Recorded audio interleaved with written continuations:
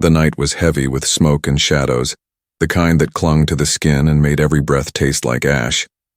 The great slave market of Drezar was almost empty now, its cages standing bare, doors hanging loose where shackles once held prisoners. The voices of traders had faded. The crowd had gone home and silence filled the air like a curse. Only one cage was not empty. Inside, curled against the iron bars, sat a girl with pale skin and tired eyes. Her body was thin, her hair tangled, her arms covered with marks left by chains. She was the last one. All the others had been sold, some to mines, some to soldiers, some to cruel masters. But she remained. The traders whispered about her when no buyers were near. "She is useless," one said, his voice rough with disgust, "too weak to work, too broken to obey." Another muttered, "She will die soon. Better to leave her here." The girl heard their words, but she no longer cared. She had been waiting for death for a long time. In her eyes, life had no light left.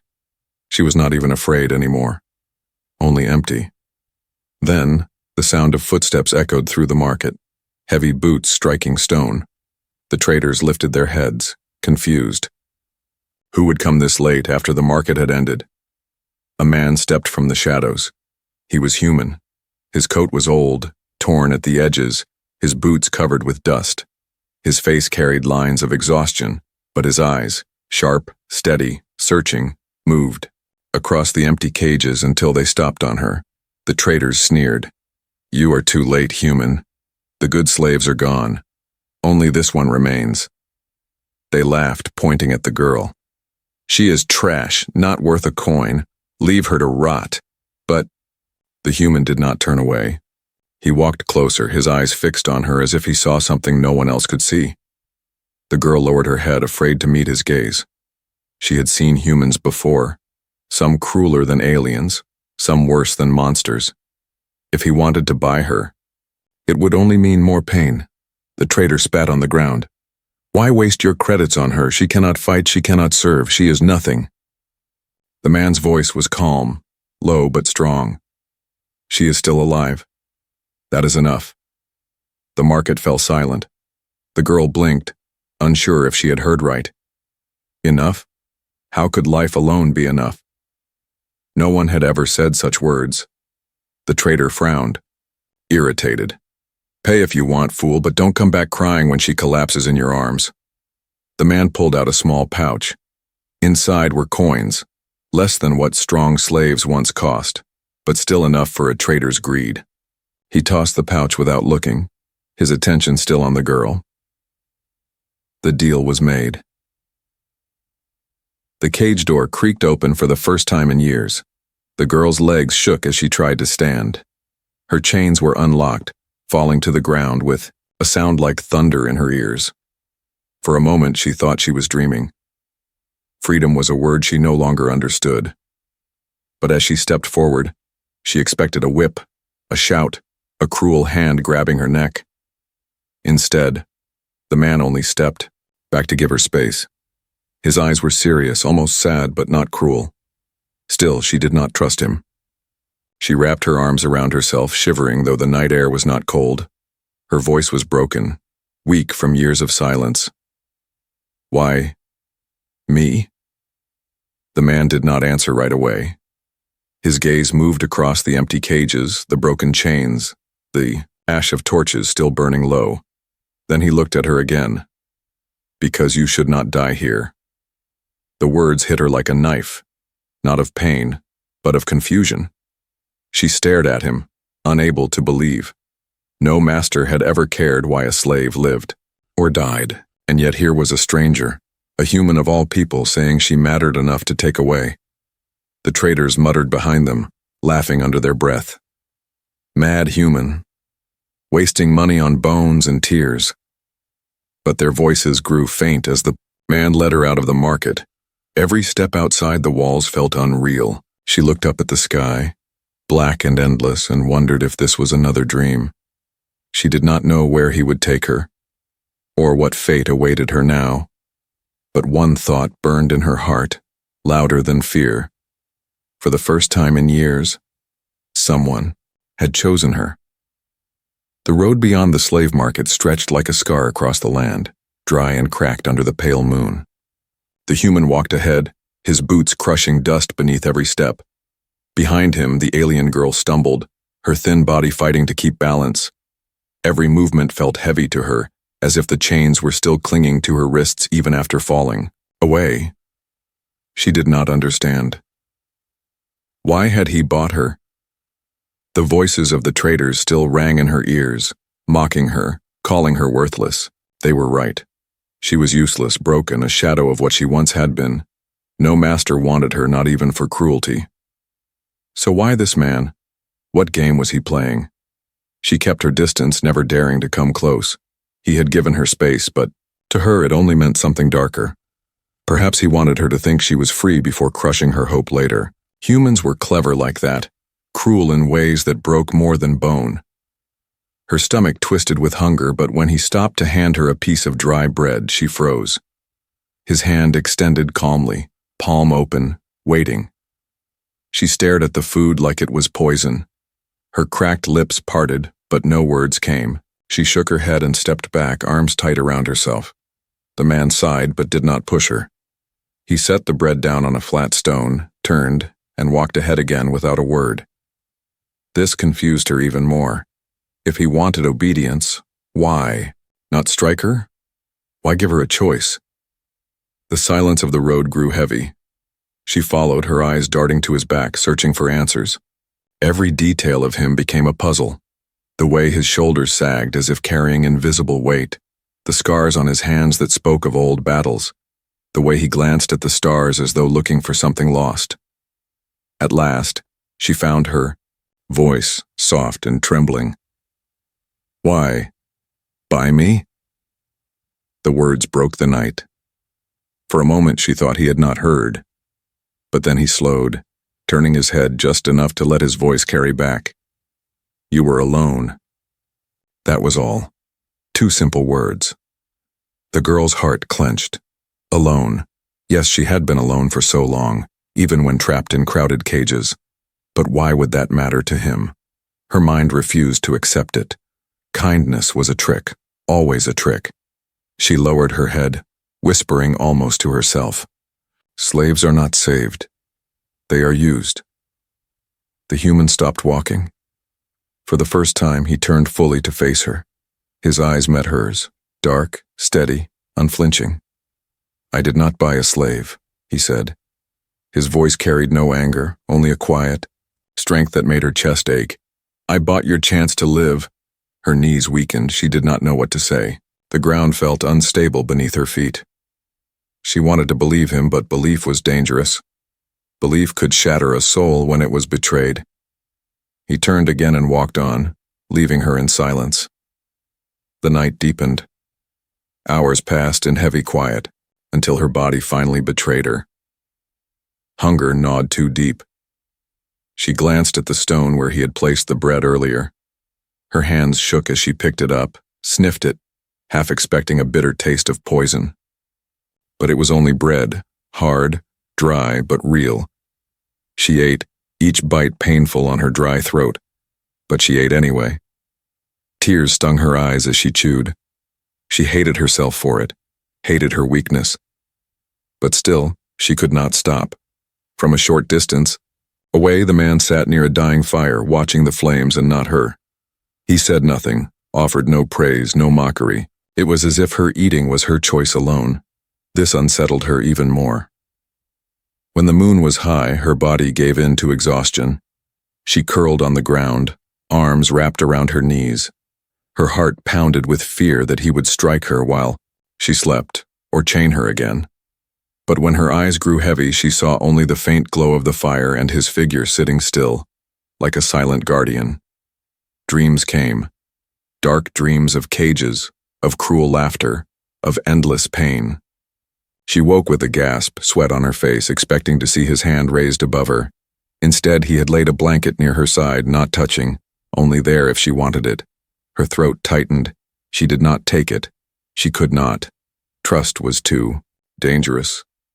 But she pulled her knees tighter and stared at the fire until her eyes burned.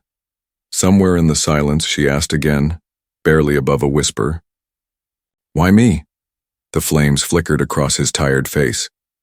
He did not look at her, but his answer came softly, almost like a memory. "Because once someone saved me when I had nothing left. Now it is my turn." Her breath caught. She did not understand everything, but she heard the weight in his words. He was not lying, she could feel it. Still, fear held her heart in chains. She told herself he would break her like all the rest. And yet, deep inside, a tiny spark, so small she almost hated, it flickered to life, a spark called hope. The road stretched endlessly, broken stones scattered across the barren land. The girl's bare feet ached with every step, but she did not complain. Pain was nothing new. What unsettled her was the silence. The human spoke little, gave no orders, made no threats. That silence was more frightening than whips and chains. She kept her eyes on his back as they walked. The man was steady, his movements calm, almost too calm. She waited for the moment when he would turn, reveal his true nature, and remind her she was nothing but property. That was how it always began. Small kindness first, then cruelty sharper than before. Her chest tightened with every thought. Trust was poison. Hope was a trap. She whispered these words inside her mind again and again. When the sun rose, burning hot across the plains, her body grew weak. Her steps slowed, her vision blurred. The human noticed. He stopped, setting down the small pack he carried. He pulled out a flask of water and held it toward her. The girl froze, eyes darting between him and the flask. She wanted it, her throat was dry, her tongue rough as stone, but fear stopped her hand. What if it was drugged? What if drinking it meant surrender? She shook her head quickly, stepping back. Her heart raced. The human sighed, crouched low, and placed the flask on the ground between them. He stood, walked a few steps away, and sat down beneath a withered tree, giving her distance. He tilted his head back, staring at the sky as though he had forgotten she even existed. The girl stared at the flask. Minutes passed, her breath grew shallow. At last, trembling, she crawled forward, lifted it carefully, and took a sip. The water was cool, clean.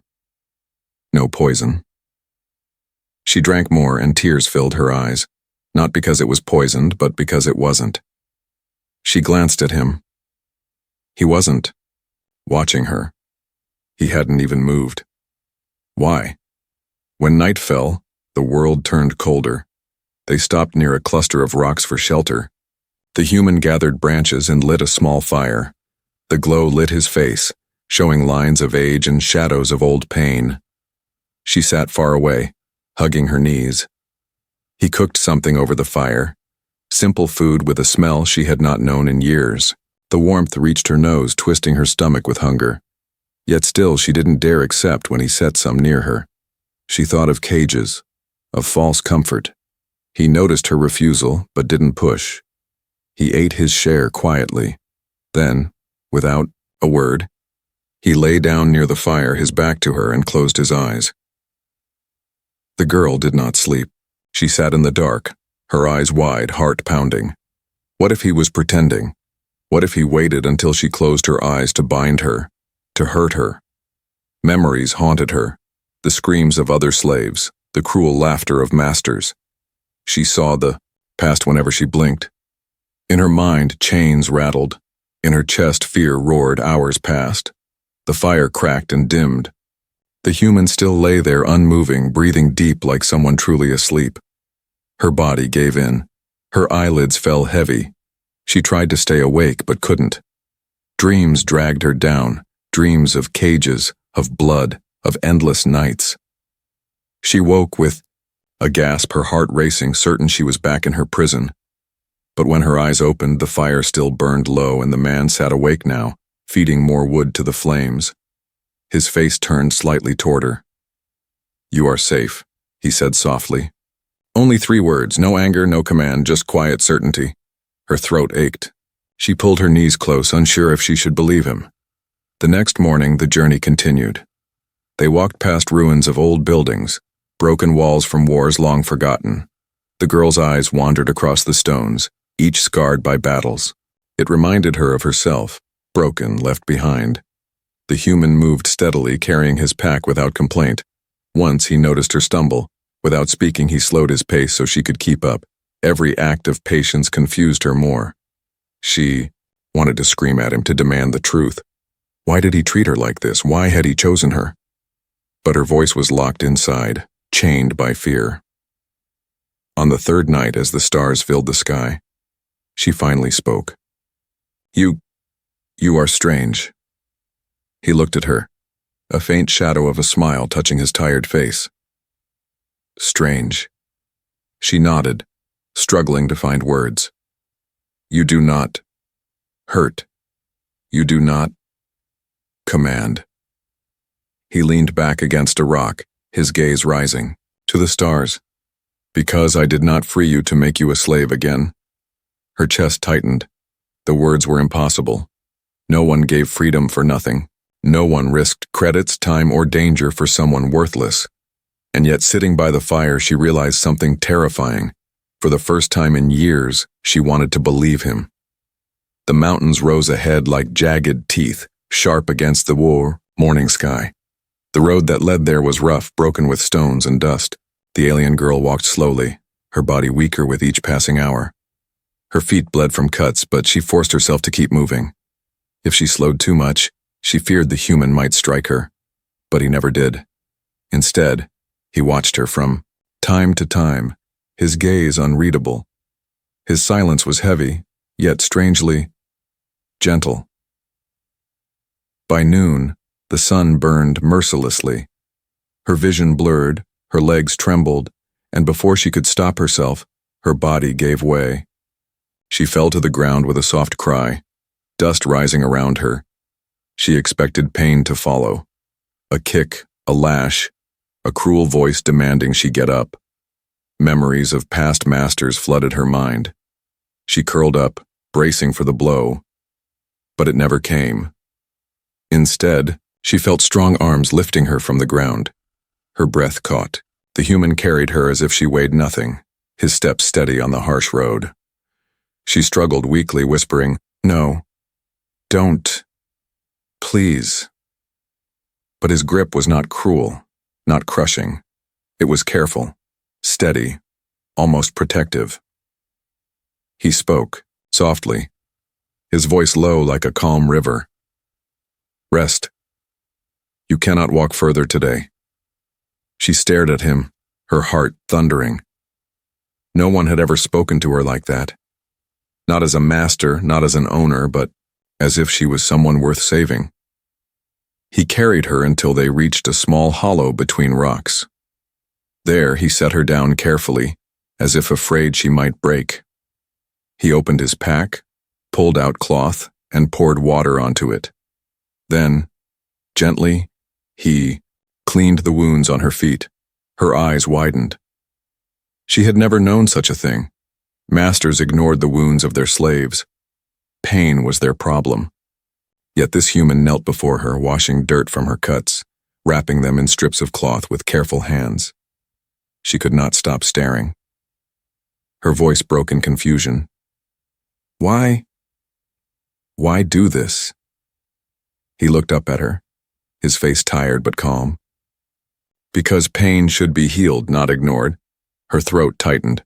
She wanted to believe, but disbelief was a shield she had worn too long.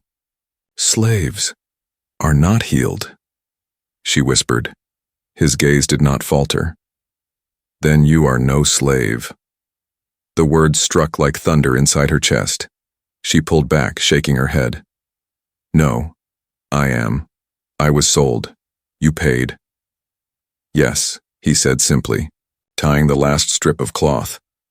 "I paid to end it, not continue it." Her body trembled. She did not understand. She could not understand. Humans lied. Masters deceived. But his eyes held no mockery, no cruelty, only a quiet sadness as though he carried scars deeper than hers.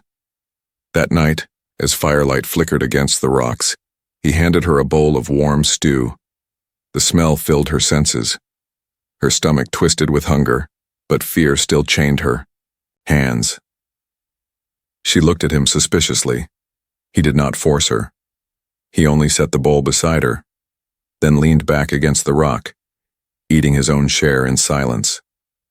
The warmth of the fire glowed on his worn face. Minutes passed. Hunger gnawed until she could resist no longer. Slowly, she picked up the bowl, raised it to her lips, and tasted the stew. It was real, simple, warm, safe. Tears welled in her eyes as she ate. Every bite felt like betrayal, as though she betrayed her fear, her armor of distrust. Yet, her body craved it.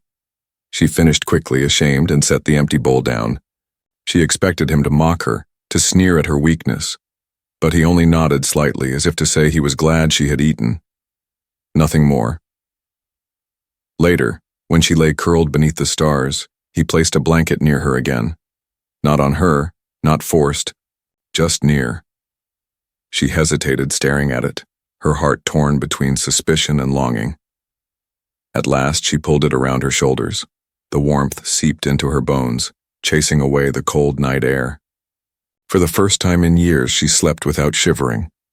Her dreams were not free of cages, but when she woke in the middle of the night, sweating from fear, she saw the human still awake, sitting near the fire, watching the dark beyond the rocks.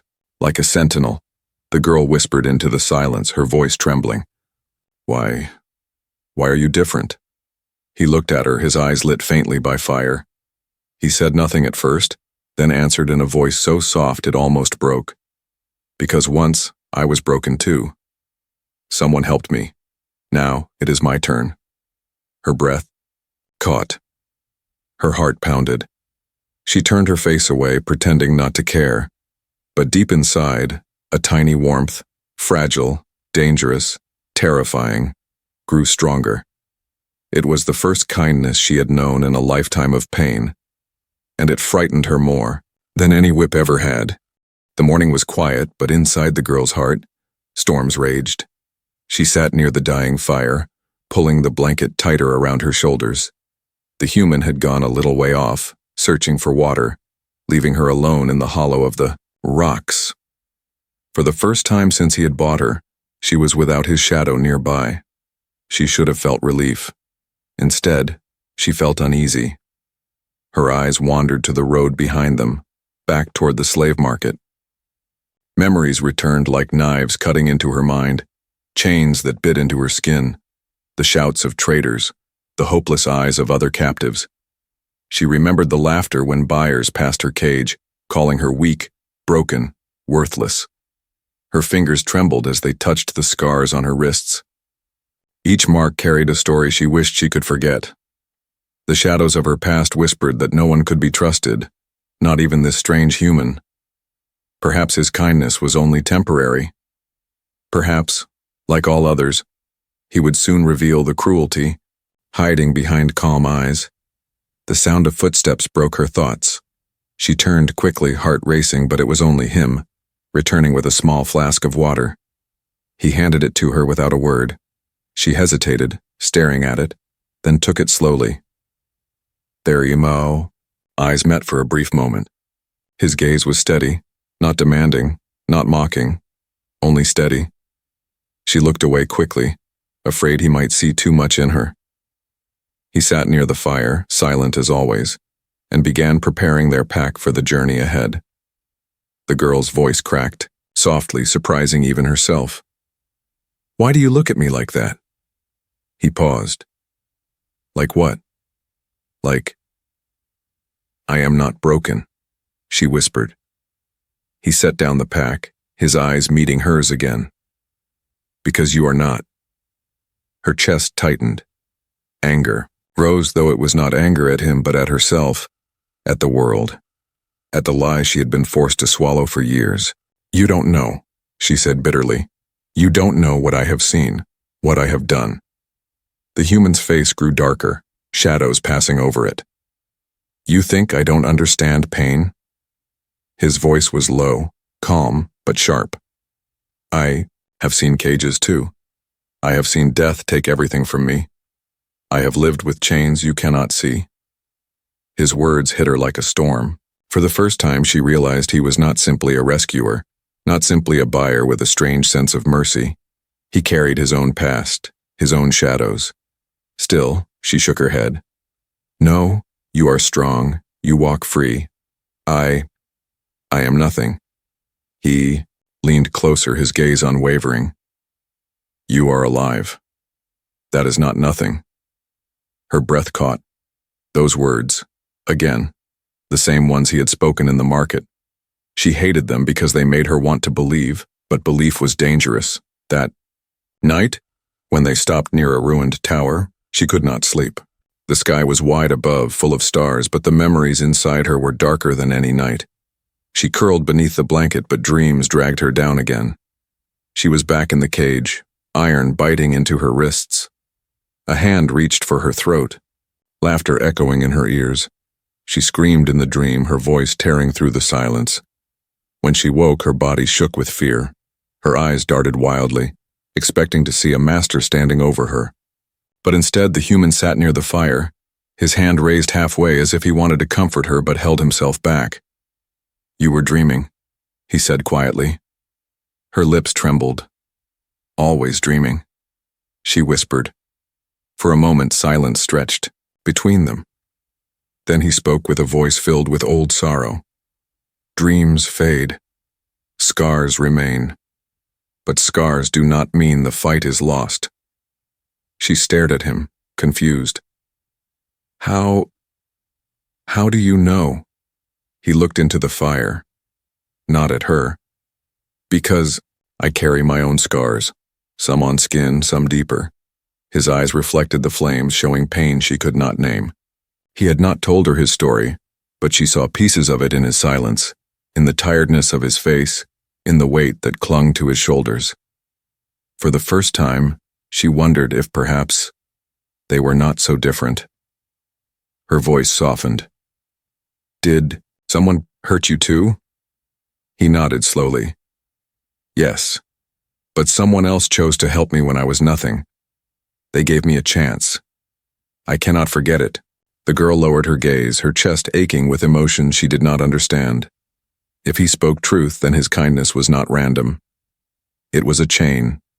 Pain passed to kindness, kindness passed forward. Still, fear whispered inside her heart. She could not let go of the shadows yet. But a small thought, fragile as a candle flame, flickered in her mind. Maybe, just maybe, she was not as alone as she had believed. When she lay down again, her dreams returned. The cages were still there, the laughter still sharp. But this time, in the dream, she saw another figure standing in the shadows. Not a master, not a monster, but the human, silent and steady, watching over her. For the first time, the nightmare ended not with despair, but with a sliver of hope. The next day, the land grew harsher. Jagged rocks cut through the soil, and the wind howled like an angry beast. The human led the way with steady steps, but the girl's heart beat faster with every sound. Something felt wrong in the air. The silence of the road was no longer empty. It was waiting. She kept close this time, though she hated herself for it. Every shadow made her flinch, every gust of wind made her eyes dart around. She sensed danger, and though she did not trust him fully, she knew the human was her only shield against it. By evening, they reached a narrow pass between two cliffs. The sky above turned red with sunset, the rocks casting long, sharp shadows. That was when they came, raiders, figures dropped from the cliffs like vultures. Alien bandits, their bodies wrapped in dark armor, blades gleaming in the fading light. Their eyes glowed with hunger and cruelty. The girl froze. Her body went stiff with terror, her mind dragged back to chains and cages. Her legs would not move. She could not even scream. The human stepped in front of her. The raiders laughed. One man and a slave girl? Easy prey, one of them sneered. The human said nothing. His hand rested on the weapon at his belt, his stance steady. The bandits rushed forward. The fight was brutal. The human moved fast, his blade flashing, his fists striking with force. He fought like a man who had seen death many times before. Every swing was precise, every step measured. But there were too many enemies. One raider's blade cut across his arm, blood spilling red against his worn coat. Another slammed him back against the rocks. He gritted his teeth and pushed forward again, refusing to fall. The girl's heart pounded. She crouched against the cliff wall, trembling.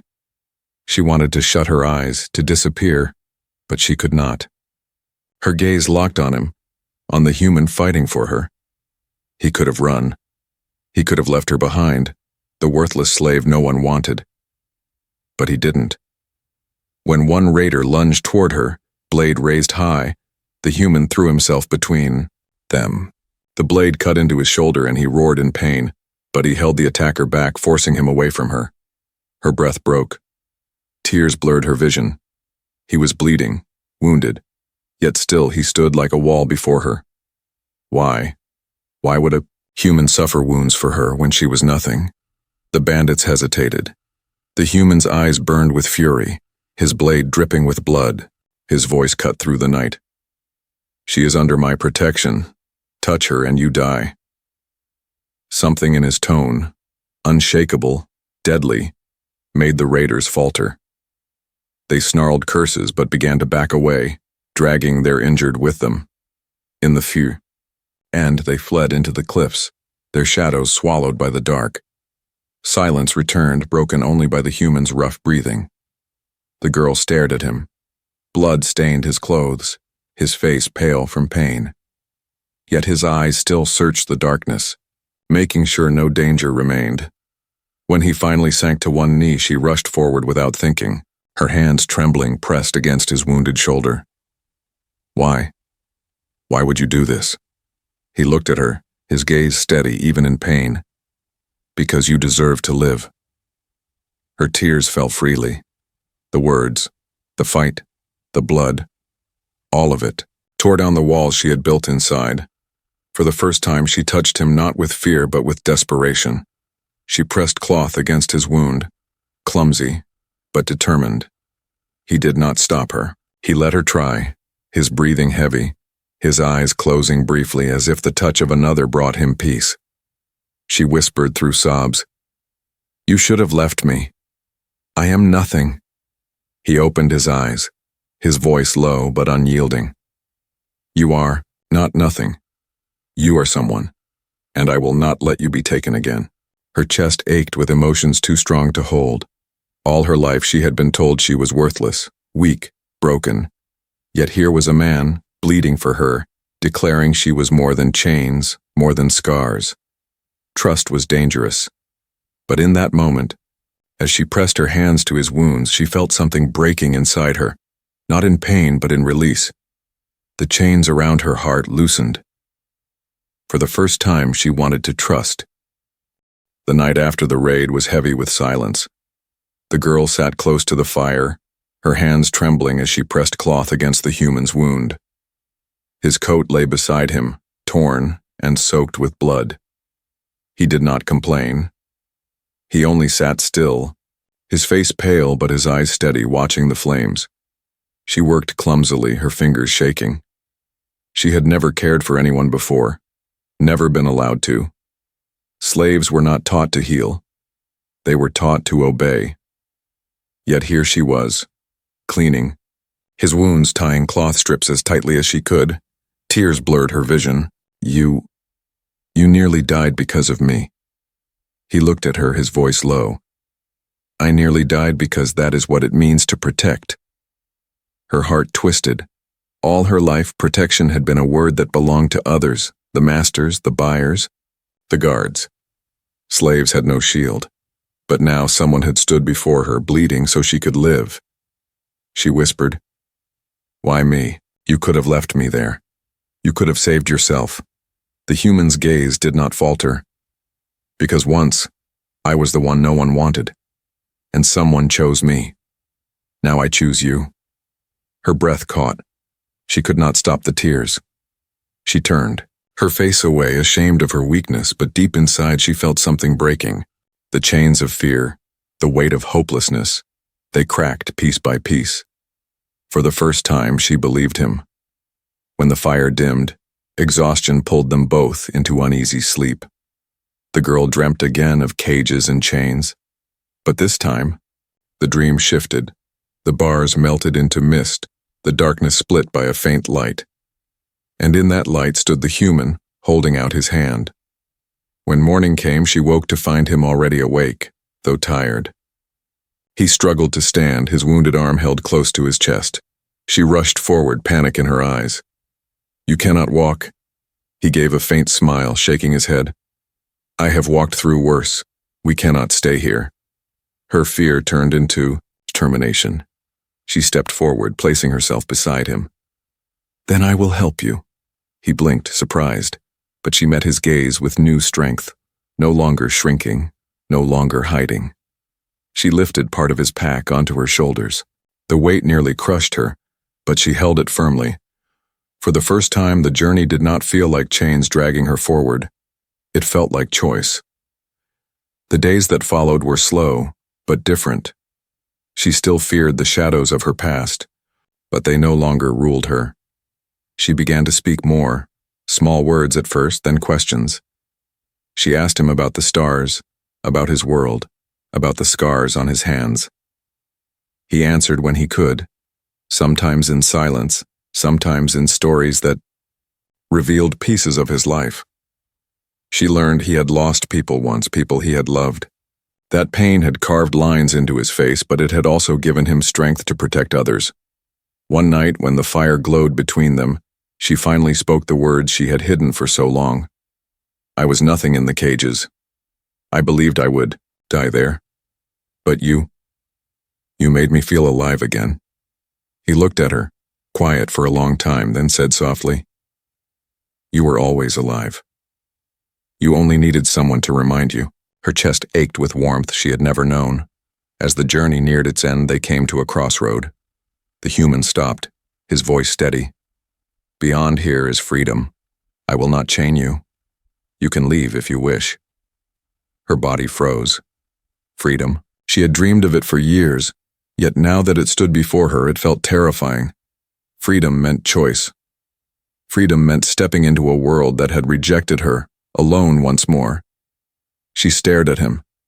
He waited, patient, not forcing her, not begging, only waiting. Her heart pounded. Slowly, trembling, she stepped forward, not away, but toward him. She reached for his hand.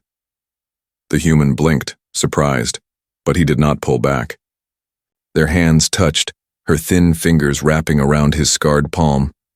Her voice shook, but her words were clear. "I choose to stay." Tears burned her eyes as she said it, not because of fear, not because of chains, but because, for the first time, it was her choice. The human's eyes softened. He nodded once, his hand tightening around hers with quiet strength. Then together we walk forward. The girl lifted her gaze to the horizon. The sky stretched wide. No longer a prison ceiling, but an open path. She had lived her life as nothing, unwanted, forgotten. But now beside him she felt something she had never dared to dream. Not a slave, not broken, alive. Her fate had changed, not because someone bought her, but because someone believed she was worth saving. And now, she believed it too.